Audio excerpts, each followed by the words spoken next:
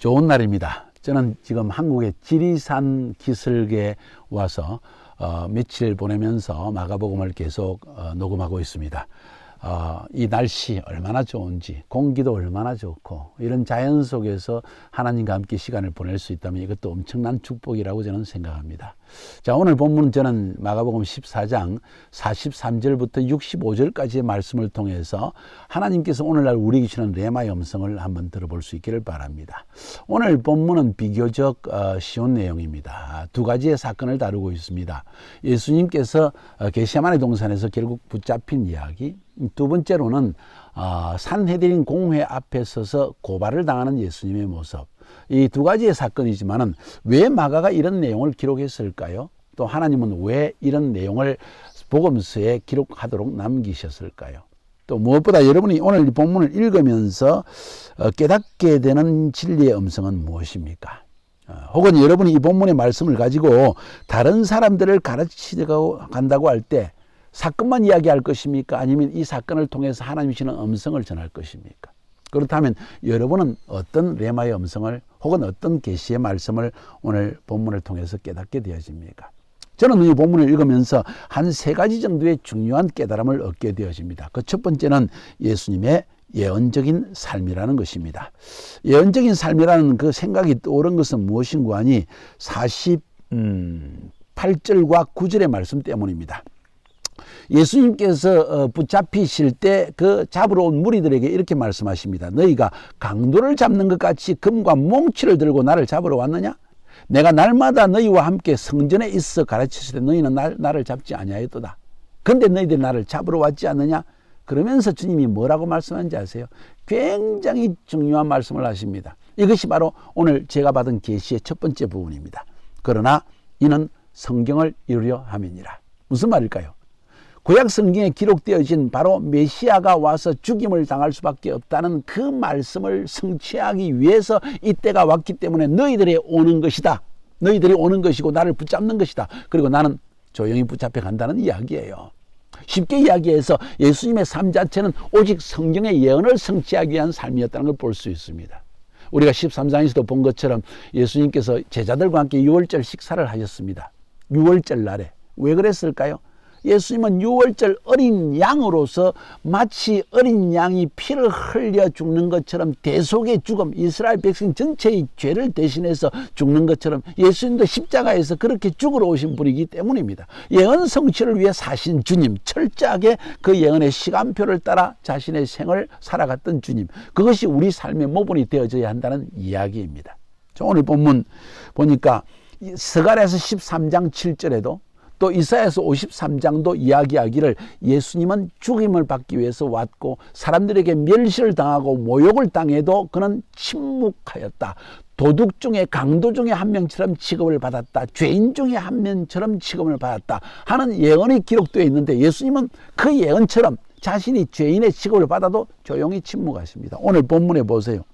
대제사장과 산헤드린 공회에서 사람들이 계속 예수님을 고발합니다. 저 사람 3일 만에 성전을 허물어뜨리고 그리고 자기 손으로 짓지 아니한 성전을 짓는다고 이야기했다. 또 다른 거짓 증언들을 많이 합니다.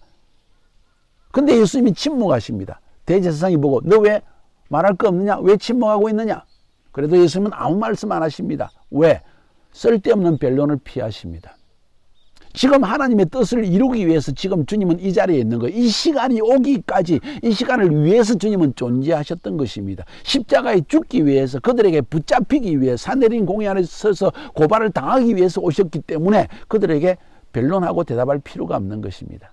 그런데 진리에 대해서 이야기할 때는 즉각 확신 있게 명백하게 주님 담대하게 대답하십니다.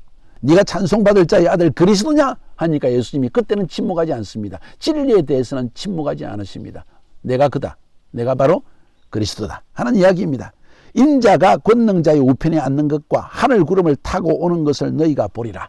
무슨 말입니까? 다니엘서에 기록되어져 있는 하나님의 예언의 성취를 위해서 내가 왔다는 것을 지금 성경은 예수님은 지금 답하고 있는 것이 다니엘서 7장 13절 14절에 보면 이미 예언적으로 메시아가 이렇게 올 것이라는 것을 적고 있었고 제사장이 이런 질문을 할 때 네가 그리스도냐 하니까 바로 너희들이 믿는 그 다니엘서에 기록되어진 메시아가 바로 나다 하는 사실을 담대히 증거하십니다. 그러니까 옷을 찢으면서 무슨 증거가 더 필요하리요? 죽이자! 하는 이야기가 나옵니다. 드디어 예수님은 그 예언의 성취를 위해서 죽을 때가 왔다는 것입니다. 우리의 삶의 부르심은 무엇입니까?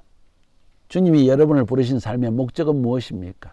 하나님이 정하신 여러분의 삶은 무엇입니까? 저는 저의 인생에 하나님께서 저를 부르셔서 카자흐스탄의 선교사로 부르시고, 그래서 카자흐스탄으로 갔고, 실크로드 전체 탄탄탄 나라들의 복음을 증가하고 교회를 개척하라는 하나님의 부르심이 있어 그걸 위해 살았고, 이제는 왕의 대로상에 아람 나라의 부흥을 위해서 살아라 해서 그 일 위해서 요르단을 건너가고 또 이스라엘에 건너가서 결국 마지막 유대인이 회개하면 주님이 오실 것이라는 말씀 때문에 그 예언의 성취를 위해서도 지금까지 살아오는 거예요.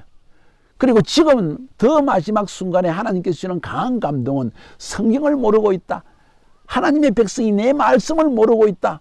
성경을 가르치라. 그래서 창세기부터 요한계시록까지의 말씀을 지금 세 번째로 돌아가면서 한 장 한 장 차례대로 말씀을 가르치고 쉽게 풀어서 이해할 수 있도록 하는 것이 저의 부르심이라는 걸 알고 있습니다. 뿐만 아니라 하나님께서 이 세대에 대해서 말씀하셨습니다. 청년 세대를 살려야만 한다. 그것 때문에 저는 청년들을 살리기 위해서 카이로스 훈련학교라는 것을 하고, 그 이외에도 청년 집회를 하고, 청년들이 모이는 곳이라면 1명이든 10명이든 1000명이든 10,000명이든 저는 가리지 않고 시간을 내어 달려가서 그들의 복음을 전하는 일을 하고 있습니다. 저의 부르심이에요. 여러분의 부르심은 무엇입니까? 부르심이 다가올 때 여러분에게 손해가 되거나 혹은 내 인생의 미래에 뭔가 보장이 되지 않는다고 해서 혹시 거절하지는 않습니까? 그건 마치 가룟 유다처럼 또 이 제자들처럼 예수님을 버리고 혹은 팔아먹는 그런 일과 동일한 일이 아닐까요? 그런 일이 오게 될 때 여러분이 비록 힘들고 물질적으로 어려움이 있고 시간적으로 모자라며 내 미래에 개런티가 없는 것처럼 보일지라도 예언을 성취하기 위해서 여러분은 순종하며 살아가고 있습니까? 너무 중요한 말씀이라고 생각합니다. 예언 성취의 삶, 예수님은 철저하게 그 목적에 맞춰서 인생을 살아가셨다. 두 번째로 오늘 본문에서 제가 깨닫는 깨달음은 무엇인고 하니 제자들의 연약함입니다. 인간의 연약함입니다. 여러분, 베드로가 저는 죽을지라도 예수님을 버리지 않겠습니다 한 그 베드로가 홀랑 도망가 버렸습니다. 예수님이 겟세마네에서 기도하실 때 그는 콜콜 잠이 들었습니다. 오늘 가룟 유다는 예수님과 함께 3년 6개월의 시간을 보냈지만은 그 예수님을 절대로 부인하고 팔아먹어 버렸습니다. 오늘 본문에 나와 있는 젊은 청년, 이 사람은 아마도 마가인 것으로 전통적으로 생각합니다. 혼이불을 뜯고 추우니까 뜯고 있다가 군병들이 와서 잡으려고 오니까 그걸 집어 던지고 벗은 몸으로 벌거벗은 팬티만 입고 도망갔다는 거예요. 얼마나 참 꼴불견입니까? 얼마나 우스운 이야기입니까? 근데 생각해 볼 것은 이게 우리의 모습 아닐까요? 우리도 우리에게 손해가 되어지거나 어려웠거나 힘들거나 나에게 유익이 되지 않거나 나를 높이시하고 인정하지 않을 때 우리는 당장 버리는 그런 일은 없냐는 거예요. 부르심을 버리는 일까지 나타나지 않느냐는 거예요. 감사한 것은 성령이 임하였을 때 베드로는 회개하고 주님 앞에 나아가서 십자가에 거꾸로 매달려 죽는 결단을 내립니다.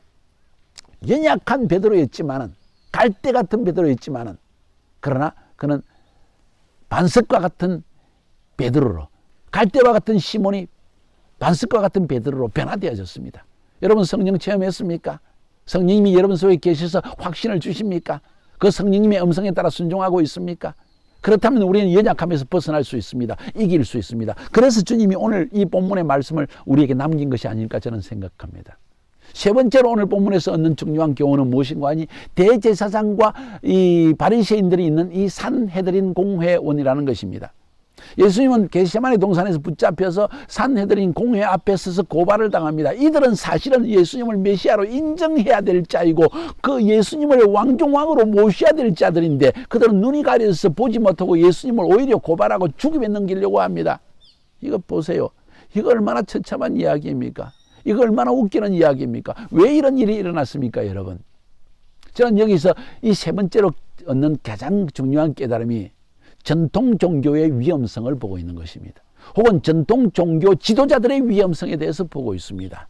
뭔 이야기입니까? 사두개인들, 로마 사람들과 손을 잡은 사람들입니다. 그 중에서 대제사장이 나왔습니다. 이들은 자기의 기득권을 위해서, 이익을 위해서 예수님을 죽일 수밖에 없었던 사람들. 바리새인과 율법학자들, 토라 율법을 붙들고 살았지만 율법의 진정한 의미를 몰라서 눈이 가리워져서 예수님을 십자가에 못 박혔습니다. 전통적 사고와 전통적 교리들이 그들의 눈을 가리워버렸습니다. 이런 일이 오늘날 교회는 일어나지 않는다고 생각할 수 있습니까? 보장할 수 있을까요? 혹시 교회 안에서는 이런 전통의 사수 때문에 성경을 부인하는 일은 없을까요? 생각해 볼 것이 너무 많습니다. 사실 성경에 크리스마스라는 것이 없지만은 오히려 예수님의 탄생에 대해서보다는 예수님의 초림과 예수님의 재림을 이야기하는 절기를 지키라고 하는데 그건 집어 던져버리고 크리스마스만을 마치 세속적 종교로 이제는 예수님은 사라진 크리스마스가 되어버렸다는 거예요. 이거 성경적입니까? 전통 아닙니까? 그 이외에 많습니다. 어떤 사람들은 이야기합니다. 예배 드릴 때 묵찬, 기찬, 설기찬, 묵도, 땡, 찬양 이런 식으로 예배 드려야 된다. 그렇게 안 하면 이단이다 하는 사람 제가 만난 적이 있습니다. 선교지에 있을 때. 웃기는 이야기 아닙니까? 성경이 어디에 묵찬, 기찬, 설기찬이 기록되어 있나? 정말 성경이 없는 전통 때문에 정말 우리의 눈이 가려져서 메시아를 십자가에 못 박는 일도 있지 않냐는 거예요. 엄청난 경성의 이야기 아닙니까? 예수님은 예언의 삶을 성취하기 위해서 뺨을 때리고 침을 뱉고 하는 일도 참아냈습니다. 왜? 스가랴서 13장 7절에 기록된 대로 목자를 친다. 목자는 죽임을 받아야 된다. 이스라엘의 목자인 메시아는 죽임을 받을 수밖에 없다. 이사야서 54장에 예수님은 메시아로 오지만 고난당하는 메시아다 하는 예언을 그대로 성취하기 위해서 조용히 그 길을 걸어가십니다. 대제사장 당연히 예수님을 메시아로 인정해야 되지만 거기에 대해서 분개하지 않으십니다. 오직 그의 길을 걸어가십니다. 우리는 어떻습니까? 오늘 본문에서 저는 세 가지 교훈을 말씀드렸습니다. 예수님의 예언적 삶, 우리의 예언적 삶이 되어야 된다. 제자들의 연약함, 성령의 음성을 듣고 딛고 일어서야 된다. 세 번째 뭔가요? 뭔 말씀을 드렸나요? 전통 종교의 위험성. 우리는 생명을 주는 기독교를 지키고 있는가? 우리는 성경에 근거한 참된 예배를 드리고 있는가? 다시 한번 숙고해보는 여러분 되기를 주님의 이름으로 축복합니다.